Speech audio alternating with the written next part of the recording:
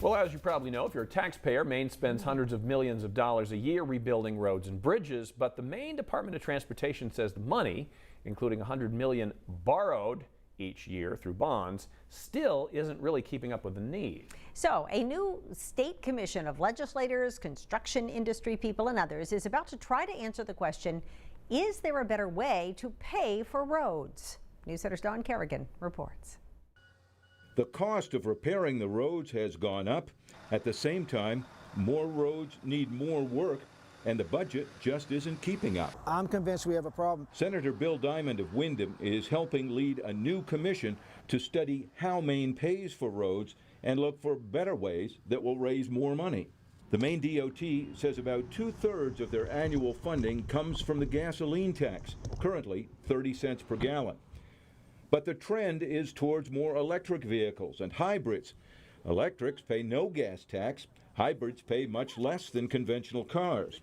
Most of the other state funding comes from borrowing, $100 million per year, which gets paid back with interest by taxpayers. We as people involved with the state and with the Department of Transportation have to be honest with ourselves and with the public and say this is not a good way to go. This is not a good balanced procedure. It's not good economy to borrow $100 million every year. Senator Brad Farron is also part of the commission. Some folks that think the easy answer is just to raise the gas tax, and representing rural Maine, a gas tax hits us pretty hard because we got to drive further. Diamond agrees the gas tax alone can't replace $100 million in borrowing. If a penny generates $7 million, imagine what it would take to make that kind of thing. Could more tolls help? The heavily traveled Maine Turnpike does it. So could tolls be added to roads like I-295 or other highways?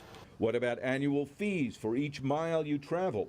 That could address the electric vehicle problem.